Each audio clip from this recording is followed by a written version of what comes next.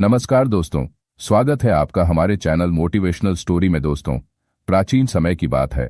एक राजा था जिसका नाम अग्रसेन था, जिसकी 4 रानियां थीं। राजा और चारों रानियां इस बात से दुखी थे कि उनके कोई संतान नहीं थी। राजा यह सोचकर उदास रहता था कि उत्तराधिकारी के अभाव में वह मर जाएगा। राज्य की बागडोर कौन संभालेगा। एक दिन राजा के दरबार में एक व्यक्ति आया और उसने बताया कि एक स्थान पर एक तांत्रिक रहता है जो भूत प्रेत और जादू टोना जानता है, और उसके मंत्रों के प्रभाव से कई बांझ औरतों को संतान सुख प्राप्त हुआ है। राजा को उस व्यक्ति की बातों पर विश्वास नहीं हुआ, लेकिन उसने सोचा कि उस तांत्रिक से मिलने में कोई बुराई नहीं है। यह सोचकर राजा कुछ सैनिकों को साथ लेकर तांत्रिक से मिलने चल दिया। तांत्रिक की झोपड़ी घने जंगल के बीच में थी। राजा ने उसके पास पहुंचकर उसने उसे अपनी समस्या बताई। तांत्रिक ने कहा, राजन, आपकी चारों रानियां संतान उत्पन्न करने में सक्षम नहीं, लेकिन 5वीं रानी से वीर पुत्र होगा और तुम्हारे राज्य के लिए योग्य शासक सिद्ध होगा। राजा ने कहा, परंतु मेरी तो कोई 5वीं रानी नहीं है। तांत्रिक ने कहा, यहां से लौटते समय तुम्हें जंगल में एक अनाथ कन्या मिलेगी। तुम उससे विवाह करोगे, वही कन्या तुम्हारी रानी बनेगी और तुम्हें उत्तराधिकारी देगी। राजा ने तांत्रिक को प्रणाम किया और अपने महल की ओर लौट पड़े, और रास्ते में उन्हें किसी के रोने की आवाज सुनाई दी। राजा ने अपने सैनिकों को आदेश दिया कि पता लगाएं कि कौन रो रहा है। सैनिकों ने खोजना शुरू किया। अंत में उन्हें एक कन्या दिखाई दी जो एक पेड़ के नीचे बैठकर रो रही थी। सैनिक ने उसे पकड़ लिया और राजा के सामने ले आए। राजा ने कन्या से पूछा, तुम कौन हो? यहाँ घने जंगल में क्यों रो रही हो? उस कन्या ने कहा, मेरा नाम सुलोचना है, मैं अनाथ हूँ।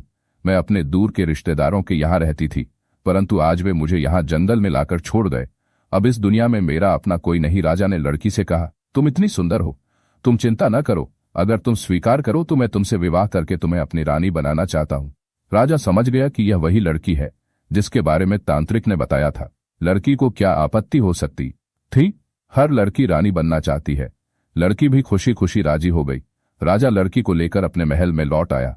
उसी दिन उसने सुलोचना से विवाह कर लिया और उसे अपनी 5वीं रानी बना लिया। वह रानी के नाम से प्रसिद्ध हुई। बाकी 4 रानियों को सुलोचना का आना पसंद नहीं आया। जब रानियों को पता चला कि रानी सुलोचना गर्भवती है तो वे चिंतित हो गईं। उन्हें लगा कि अगर रानी सुलोचना ने बच्चे को जन्म दिया तो उन सब की तुलना में उसका महत्व बढ़ जाएगा। राजा को रानी सुलोचना के गर्भवती होने की चिंता थी। बच्चा ठीक से पैदा हो पाएगा या नहीं, ये सोचकर जब उन्हें यह खबर मिली तो वे बहुत खुश हुए। अब उन्हें उनका उत्तराधिकारी मिल जाएगा। इधर चारों रानियों ने निर्णय लिया कि वे 5वीं रानी के बच्चे के जन्म के समय उसकी जगह पत्थर रख देंगी और बच्चे को मार देंगी, और राजा को भी इस बात की जानकारी नहीं होगी। वे कह देंगी कि रानी सुलोचना ने पत्थर को जन्म दिया है। अब वह शुभ घड़ी आ गई थी जब इस राज्य को भावी राजा मिलने वाला था। पहली रानी ने राजा से कहा कि ऐसे शुभ अवसर पर आपको महल से बाहर जाकर गरीबों को दान दक्षिणा देनी चाहिए। राजा बोला, आप सही कह रही हैं। राजा को अपनी पहली रानी की बात सही लगी। उन्होंने अपने सेवकों को बुलाया और दान दक्षिणा देने के लिए महल से बाहर चले गए। चारों रानियां वहीं रहीं। वह चाहती थीं कि जब रानी सुलोचना बच्चे को जन्म दे तो हम उसकी जगह पत्थर रख देंगे।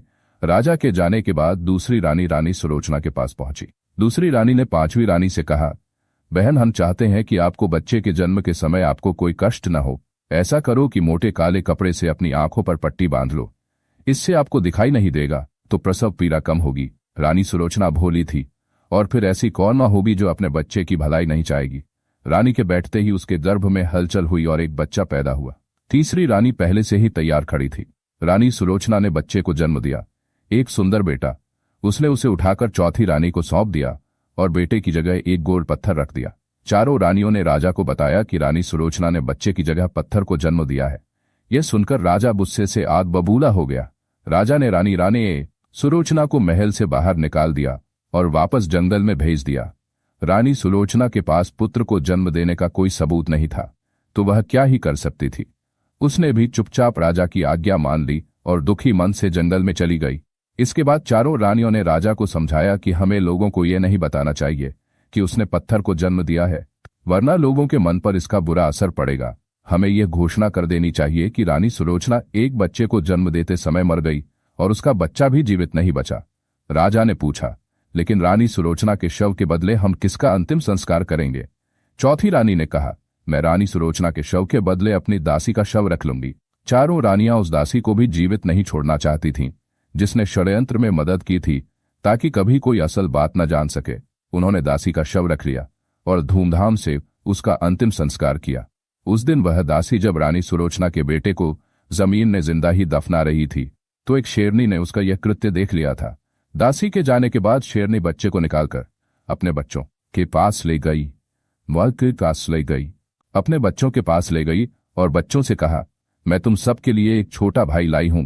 धीरे धीरे वह राजकुमार और शावक बड़े हो गए। राजकुमार एक सुंदर युवक बन गया और शावक शक्तिशाली शेर बन गए। एक दिन राजकुमार ने अपनी शेरनी मां से एक धनुष मांगा, मुझे पूरे परिवार का शिकार कर सकूं। शेरनी राजकुमार के लिए धनुष बाण राजकुमार को दे दिया। उस दिन से राजकुमार अपने पूरे परिवार के साथ शिकार करने लगा। एक दिन राजा का दूत भटकता हुआ उसी जंगल में आया। उसने राजकुमार को धनुष बाण से शिकार करते देखा। उसने इतना बड़ा धनुष बाण पहले कभी नहीं देखा था। उसने सोचा कि अगर यह धनुष बाण मैं अपने राजा को भेंट कर दूं तो वे मुझे बहुत सारा इनाम देंगे। इसी लालच के कारण सैनिक ने राजकुमार का पीछा किया। शिकार करते करते जब राजकुमार थक गया और आराम करने बैठ गया और उसे नींद आ गई तो सैनिक ने चुपके से उसका धनुष बाण अपनी पीठ पर लाद लिया। राजकुमार ने जब आंखें खोली तो उसे अपना धनुष बाण दिखाई नहीं दिया। राजा ने सिपाही से पूछा कि यदि धनुष बाण इतने बड़े और भारी है तो इसे चलाने वाला भी बहुत बड़ा होगा। नहीं, सिपाही के मुंह से असली बात नहीं निकली। महाराज, वह तो एक सज्जन युवक था। यह सुनकर राजा को सिपाही पर बहुत गुस्सा आया कि वह उसे चोरी का माल भेंट कर रहा है। साथ ही उसे जिज्ञासा हुई कि वह युवक कौन है और कैसा दिखता है। यह धनुष बाण किसके पास है? राजा ने सोचा कि यह धनुष बाण उस युवक को वापस कर देना चाहिए और जब वह युवक इसे लेने आएगा तो वह भी इसे लेने आएगा तो वह भी इसे देख लेगा। ढंढोरा पिटवाया कि उसे नया धनुष बाण मिला है, जिसका भी हो वह आकर ले सकता है, लेकिन असली मालिक की पहचान के लिए इसे दिखाना पड़ेगा। पक्षियों के माध्यम से यह खबर शेरनी तक पहुंची। चारों शेरों ने भी सुना कि उन्हें अपने छोटे भाई का धनुष बाण चाहिए। इसके बाद राजकुमार अकेले ही राजा से मिलने चल पड़ा। राजा के महल के पास पहुंचकर उसे प्यास लगी। राजकुमार महल के पास एक तालाब में पानी पीने के लिए रुका। जब वह पानी पी रहा था उसी समय राजा की चारों रानियों ने महल की अटारी से झांककर नीचे देखा। उन्होंने राजकुमार को देखा। चारों रानियों को राजकुमार का पहनावा बहुत अजीब लगा। वह राजकुमार का मजाक उड़ाने लगी। बोली, देखो हमारे महल के पास कैसा जानवर आ गया है। एक रानी ने राजकुमार का मजाक उड़ाते हुए कहा। दूसरी रानी ने सिर हिलाकर कहा, हाँ, जानवर मुझे बहुत अजीब लग रहा है। तीसरी रानी ने हंसकर कहा, वह तो राजा है।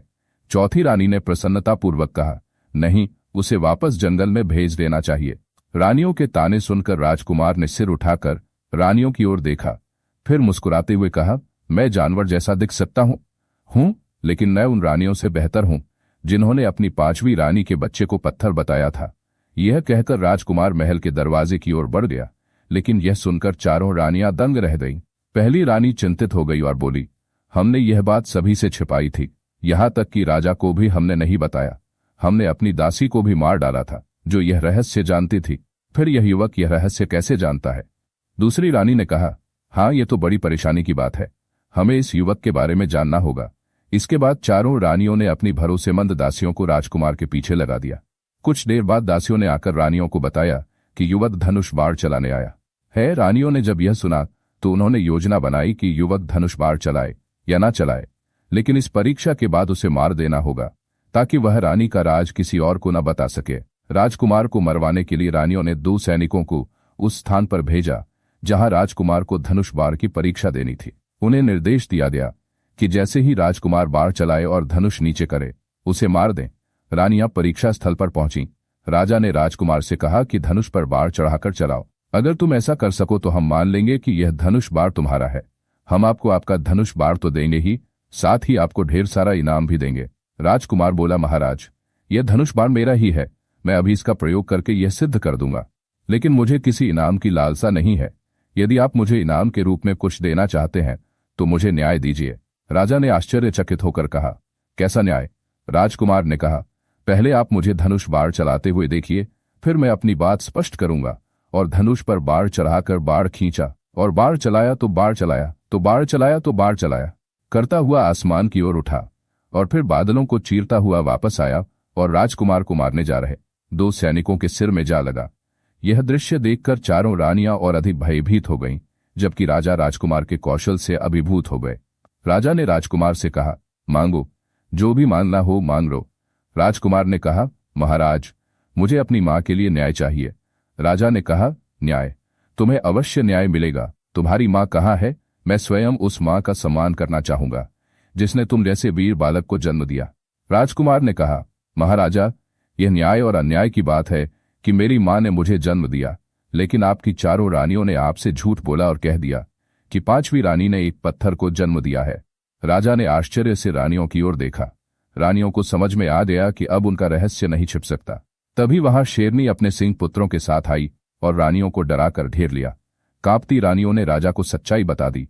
राजा ने जब अपनी चारों रानियों के कुकर्मों के बारे में सुना तो वह हैरान रह गया। राजा ने सैनिकों को आदेश दिया कि इन चारों रानियों के सिर मुंडाकर इन्हें हमारे राज्य से बाहर निकाल दो। इसके बाद राजा ने अपने सैनिकों को अपनी पांचवी रानी सुलोचना राजकुमार की मां की तलाश में भेजा। अगले दिन पांचवी रानी एक घने जंगल में मिली जहां वह एक झोपड़ी में रह रही थी।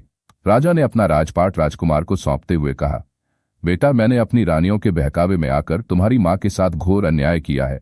एक दिन राजा ने राजा से पूछा कि उसे यह सच्चाई कैसे पता चली। इस पर राजा ने बताया कि यह बात उसे उसकी शेरनी मां ने बताई है, लेकिन उसने यह भी समझाया कि वह यह सच्चाई सही समय आने पर ही बताएगा। मैं तुम्हें बता दूं ताकि तुम्हें विश्वास हो जाए। ये सुनकर राजा बहुत खुश हुआ। उसने शेरनी और उसके बेटों को धन्यवाद दिया। राजकुमार ने अपनी शेरनी मां को धन्यवाद दिया। इसके बाद राजकुमार न्याय के साथ शासन करने लगे। दोस्तों, मुझे उम्मीद है कि आपको यह कहानी बहुत पसंद आई होगी। और दोस्तों, अगर आपको यह कहानी पसंद आई है तो कमेंट बॉक्स जरूर बताएं, वीडियो को लाइक और शेयर करें। चैनल पर नए हैं तो कृपया चैनल को सब्सक्राइब करें। दोस्तों, मिलते हैं एक और अच्छी कहानी के साथ। धन्यवाद।